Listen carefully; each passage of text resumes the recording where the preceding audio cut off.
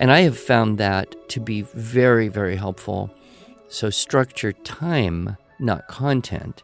And that is a great life lesson for students as well.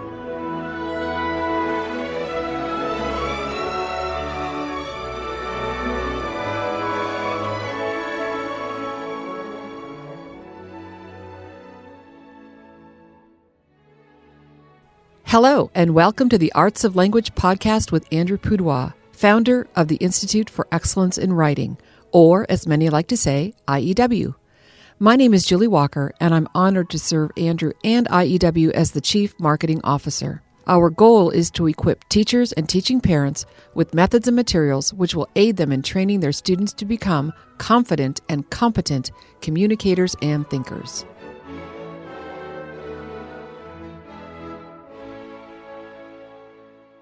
So, Andrew, today the topic is avoiding burnout. Now, sometimes we get topics suggested to us by our staff, by our podcast listeners. I think this might have been a combination of both. I think our customer service team has been talking to some of our customers, and they're just tired. They want the school year to be over. It is that time of year. Well, and that's actually only true if we're north of the equator. And I know some of our listeners are just getting started in their school year. They're maybe approaching their first big holiday break. Oh, so they have approaching burnout to look forward to. Yes. So there actually is a documented ailment, for lack of a better word, that's not coming to immediately, called seasonal affective disorder, or SAD. Well, I thought that stood for Standard American Diet, which is also very sad, but the two could go hand in hand and really wipe people down. It's true.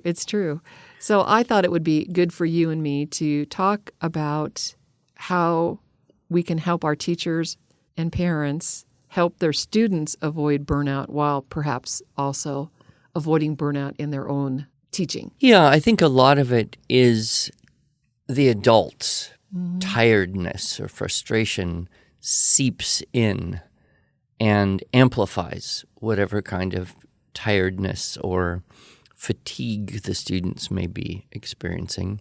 And, the general public is aware of this because we try to ameliorate the situation with something like spring break.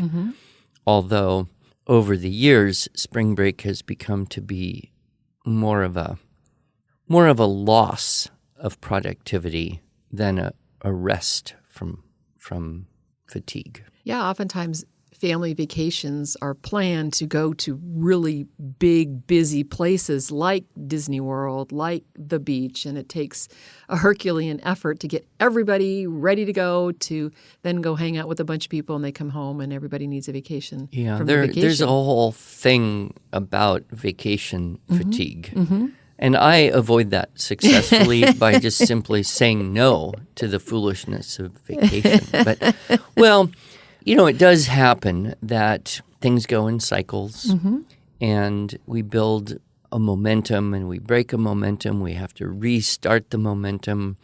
I think the problem with right now is you see the finish line, but you're just not motivated to run as fast as you can to get there.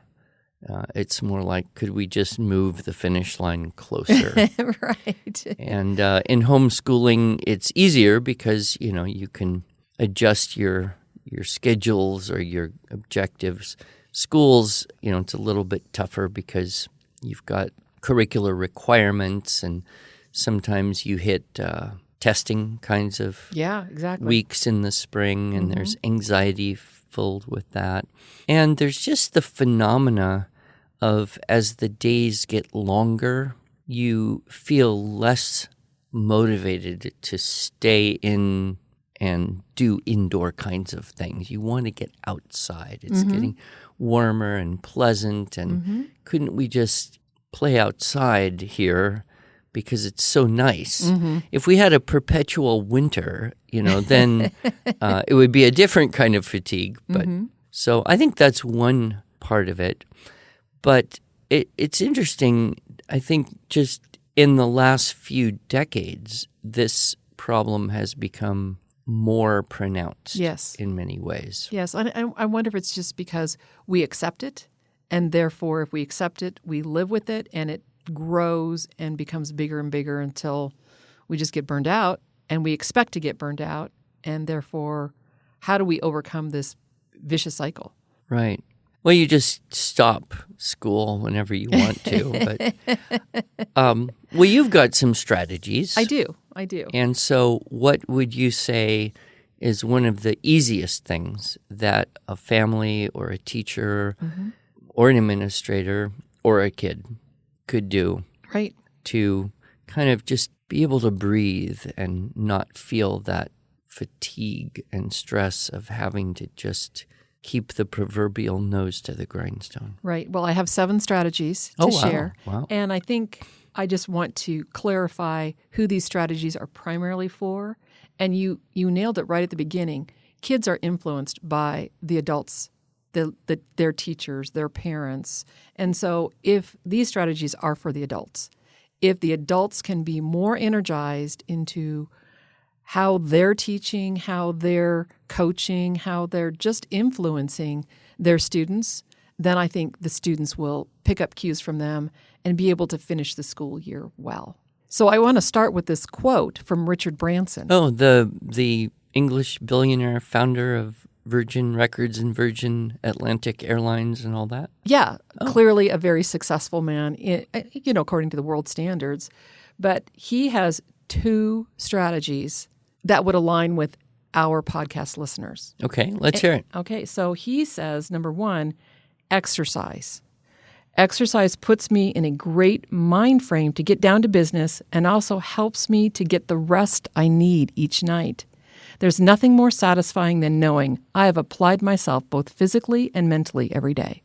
Well, I'm all over that right now. I know, and this is something relatively new to you as far as an exercise, being really committed to exercise. Yeah, just within the last couple years at the most. Right. But yeah, I would totally second that. The mental clarity, the energy level, and there are all sorts of neurophysiological explanations as to why that's true. Right. And so we do tend to put exercise as something to do if there's extra time. Mm-hmm. And he does it first thing in the morning. He gets out of bed and he works hits out. it hard, huh? Hits it hard, yes. And then after exercising, this is continuing. Oh. After exercising, so this is part 2, he sits down for breakfast with his family. So that's it, exercise and family. Those are his top 2 core values that help him be that successful man. Now, like I said, I've got 7 strategies that I think you'll hear. He must be applying these as well. But I thought that was really interesting. Yeah, and I think during the COVID cycle, a lot of schools had to cut back. Or if they went virtual, the whole idea of PE and recess was pretty much eliminated from the life of children. Right. And I do think it's probably kind of a weak point for many homeschools as well to think, well, we'll finish homeschool and the kids can go play. But yeah, play is super important. But the idea of exercise where you have goals and challenges and you are gradually getting, faster or more flexible or stronger, and you feel that sense of growth and progress, that carries over and empowers you emotionally into other parts of your life as well. Right. Now, for children, it's pretty easy because they're always getting stronger anyway. For someone our age, it's more like retaining strength and speed. But there is still that amazing mind-body connection. And, of course, I've been listening to, almost every day podcasts on health and fitness and diet and brain health and longevity and stuff like that. It's my new hobby. Well, and you just told me about a podcast you listened to of fitness guru who was actually one of your students back in the day. Yes, I should give a shout out to Ben Greenfield with Ben Greenfield it was bengreenfieldfitness.com, but I think he recently rebranded to Ben Greenfield Life. And we'll put a link in the show And notes. he's huge. He's really huge. No, and his podcast followers. Yes. No, well, they wouldn't be huge. Anyway, you see. Well, no, but and he gets into some, kind of weird stuff. As do we, occasionally. But no, he interviewed his mother on his podcast, and they ended up talking about homeschooling and how she took the red pen to everything he wrote and really trained him up. And now he's an author with several good books and blogs voluminously, and that his writing skills developed in homeschool. And he actually traveled from Lewiston, Idaho, about half an hour up the road to Moscow, Idaho, where I was living, so he could be in my class. So he was taking writing classes from Andrew Pudewa. And now his twin boys, who I think are 12, are watching me on video. Oh, that's so awesome. awesome. So it was just kind of delightful to learn that. And, he's very much into this, integrated mind, spirit, body, wholeness, health, fascinating stuff. I will make the little disclaimer that if you go and look at all of his podcast titles or blog posts, some of them are a little bit out there.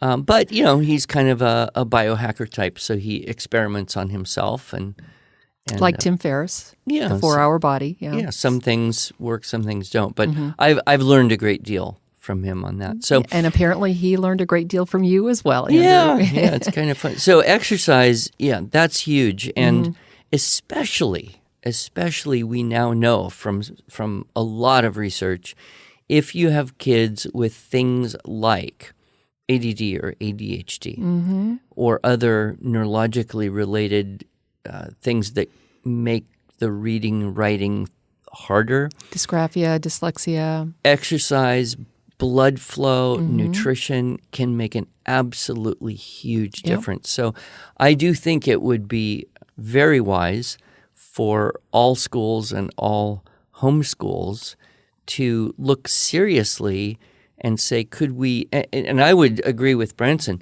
move that to early in the day if you possibly can. And I even remember reading, I don't have a link or anything for anybody, but I do remember reading about a school that simply started doing a half an hour of exercise and a half an hour of music for everybody first thing in the school day. Right. And they bumped their test scores. Wow. Just by changing around the schedule and doing that to kind of align the mind and body and spirit to some degree. Right. Well, and I just think, some of our listeners would agree with me in saying, what, fitness before family? Well, sometimes not all the family is up yet. So you get the fitness in so that everybody's awake by the time you have breakfast together with the family. Branson is a billionaire who probably gets up very early. This is true. This is true. The rest of us may reorganize that slightly. But I do think placing a priority by moving it earlier in the day is going to probably be helpful to almost everyone. Right. And I think, as I mentioned, so let me just jump into those 7 strategies. Okay. And I think one of them is about your schedule, but that's not the first one. The first one is setting up your workspace, making sure that where you are working, mom or teacher, is clean, clutter-free, and so that you've got a clear mind to work from. That's my problem. All those boxes of books in my office, I can't figure out where to unload them to. Yeah, out of sight, out of mind. If you just need to move them into another room so that you can then have a peaceful place to work from. There's research done on that. Another podcast that I like is called the Huberman Lab. He's a neurologist, ophthalmologist from Stanford University.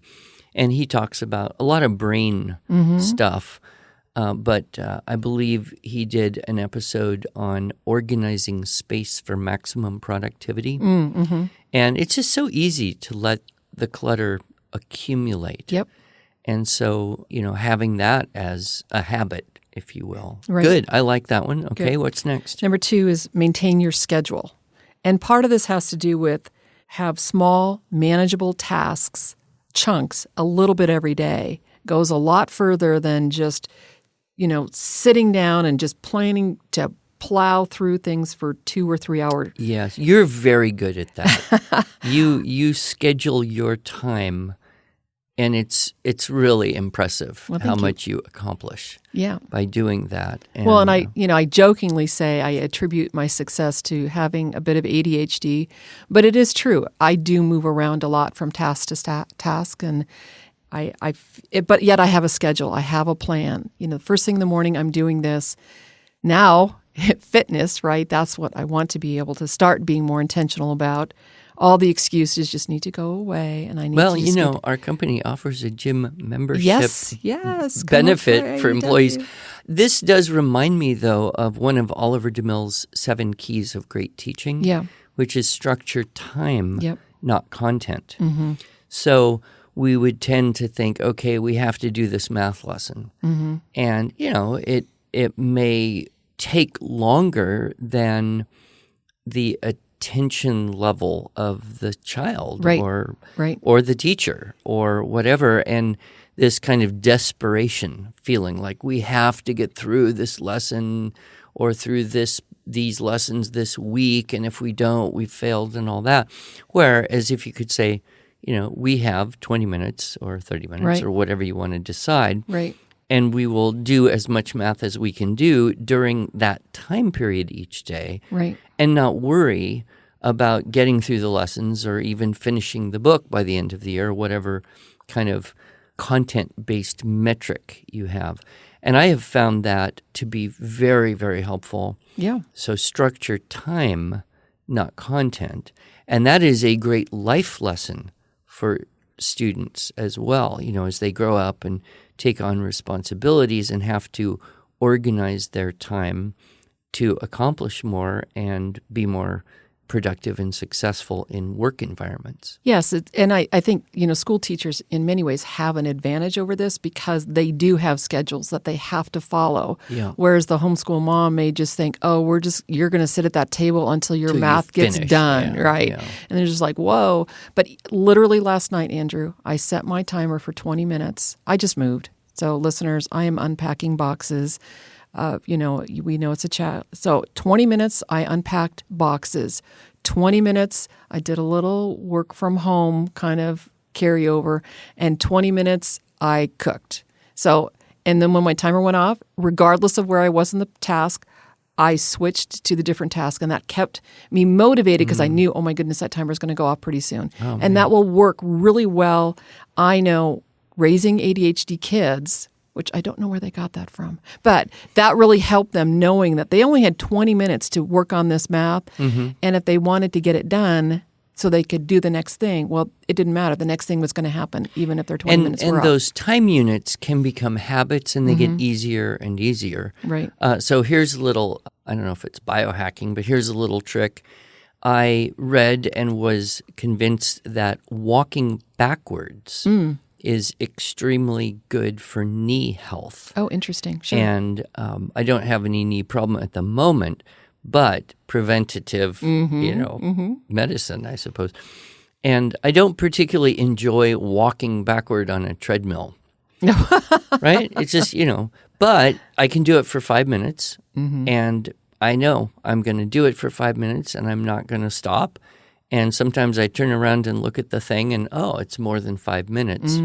But it becomes non-negotiable. Therefore, I don't get tired and think, I wish I was not doing this anymore. And that's true for anything you want to do. But yeah, you're inspiring me even to use set the timer for a task, do what you can, and then move on, rather than saying, well, I don't have time to unpack all of these boxes right now, therefore I won't start. Right. Or we don't have time to get through this whole math lesson or write, this whole 5-paragraph composition. No, you structure the time, not the content. Good. Okay, what's next?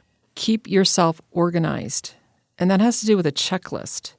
So or a to-do list. So as you're wrapping things up for the day, and again, I'm talking mostly to moms and teachers, plan what you're going to do tomorrow before the day is done. So that way, when you wake up, you don't have to spend that energy and figure out what you're going to do. You already have a plan.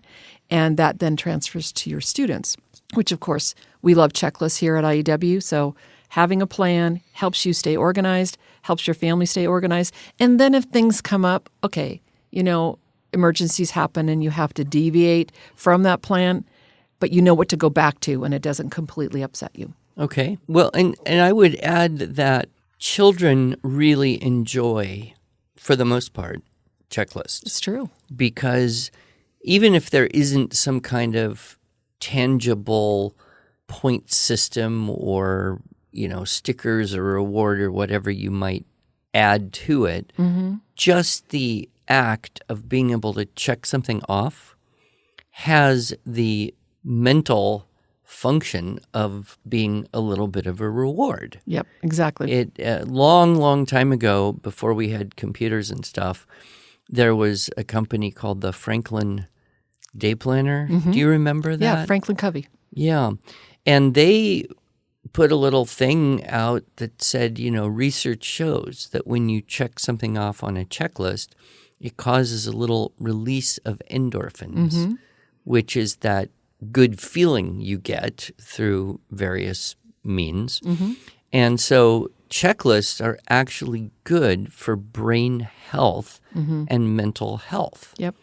And of course, it's very frustrating to sit down and have too many things that you have to do and not really know where to start. Right. And you may start with the easiest thing just to get yourself going, and then you get distracted and all that. So their system, of time management was very valuable.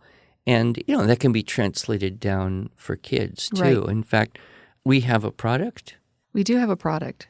On study skills for students? We do. Yes, actually, we carry Victus study skills system for students. And it does that to some degree. It helps them identify and prioritize tasks so that they can accomplish more. Now, this is not something that we created at IEW, but it is something that we publish. Right. And so we'll put a link in the show notes so that if you want to check it. Especially if you have a middle school or high schooler, this is a time where we really believe that they can start owning their own education, and that's when they're going to be more goal-oriented. And if you look at organization as a skill, yes, rather than just a natural gift from God or whatever, it needs to be developed through the process of modeling, coaching, revising, modeling, coaching, revising. So, yes, I can see how that would help people be less stressed as well. Okay, what's next? Take breaks.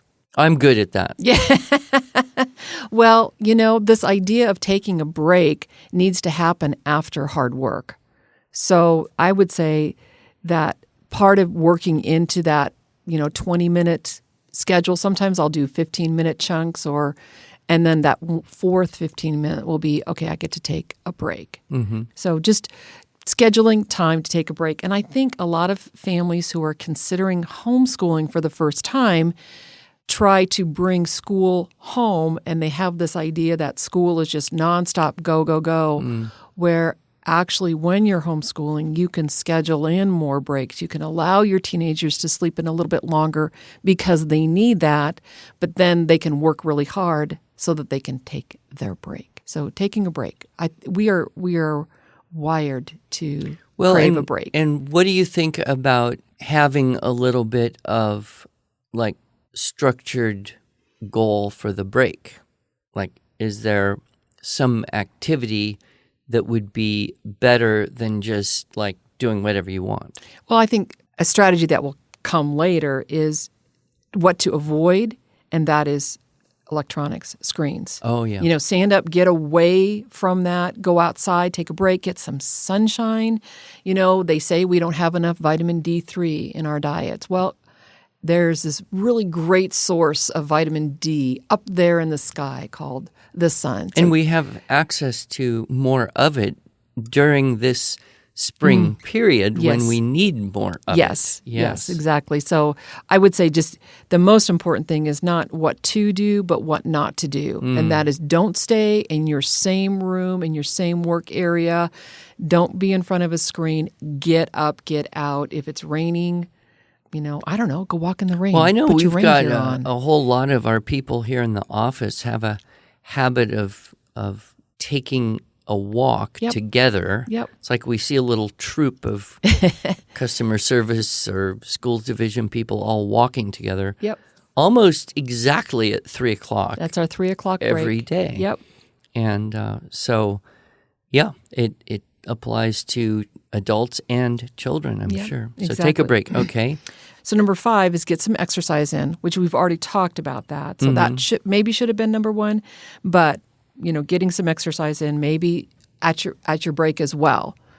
And I think that also has to do with chunks. They say statistically, if you are working out, and this is adults, if you're working out 20 to 30 minutes a day, even if you break that up into chunks, that is overall much more healthy than you working out an hour a day, 1 or 2 days a week. So a little bit every day, maybe breaking it up into chunks. And I would throw stretching into that zone of, it's not strenuous exercise, but it is doing a whole lot for your skeletal, musculo-nervous system. And even getting that lymph to flow through your body. Exactly. Yeah. So having a good stretching regimen would be a good use of some of that break time. Yeah. And of course, kids love anything. I mean, you say, okay, it's push-ups time. All right, it's push-ups time. Okay, let's do it, Right.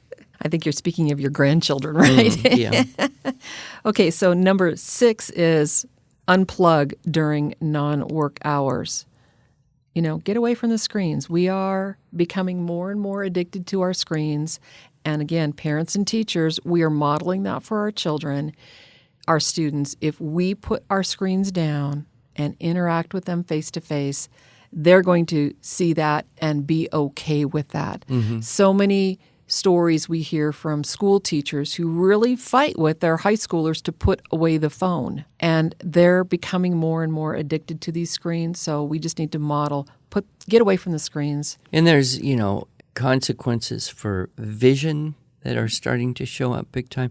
And sleep. The book I've mentioned many times, Why We Sleep by Matthew Walker, there's a whole section there on sleep hygiene and the effect of blue light and how it disrupts cycles. And pretty much anyone now who's talking about health gets into sleep at some point, and they all get into the problem of screens before sleeping. So, and of course, if anybody isn't getting enough sleep, they're not going to think as well, work as well, and they're not going to be as happy. Yeah.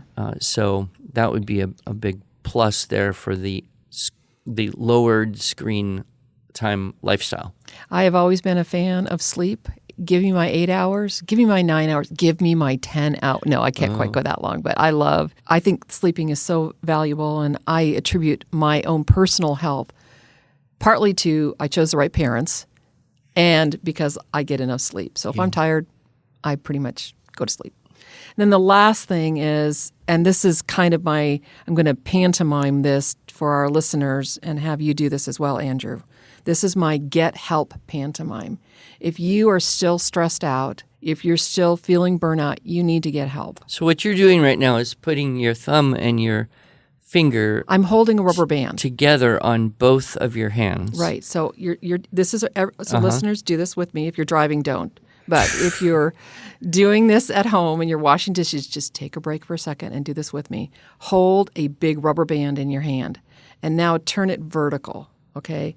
So, and I want you to stretch it as tight as it will go. That is representing the stress in your life. Now, everybody has different stress tolerances. Some people are bungee cords. They can handle a lot of stress. Some people are those little elastics that you put in your teeth when you're... Andrew, you took your hands down. Put your hands back up. Listener, put your hands back up. All right, so you've got your tight rubber band, and you pulled it, and it's about to snap. You now have 2 options. You can do one or both. You can lower your expectations or you can get help. Can't you just shoot the rubber band at someone else? Well, that's what they have funny farms for, right? That's when you have a nervous breakdown. So the idea of getting help, if you can't, one thing that we did when I was homeschooling my boys is every morning before they were ready to hit the books, we did what we called a white tornado. And we would spend 15 minutes and clean up the house. And the timer would go on, and everybody had their work area. And I'm sorry, their boys, they did not do a very good job, but it helped to declutter. They knew what they had to do, whether it was mop the floor that day, 15 minutes, just that white tornado. That helped me so much, having them. And so it, oftentimes we hear people say, oh, just hire someone to help you clean your house. You know what? In many homes, that's just not a reality. Yeah. But if you've got kids and you've got a plan, they can help you cook. My husband actually decreed in our family, you will teach these boys to cook because his mother never taught him to cook. And so my boys are all excellent cooks. And so they helped me cook. They helped me clean. And, certainly there are other adults in your world that can help you. Don't let burnout get to you to the point that you're overwhelmed and can't function. And can't bring joy to those that you're serving, because that's ultimately what you want. Avoiding burnout means filling yourself with joy so you can spill over into your students. Excellent. Well, I'm sure this has been very useful for our listeners. Even I am inspired. Great. And we will make it through to the end of the school year. Yes, we will. At which point things get really busy for us. That's when we start going crazy, yes. So order early, everyone. Don't wait until July and August. Put your orders in June. We will be so grateful for that. Thank you, Andrew. Thank you.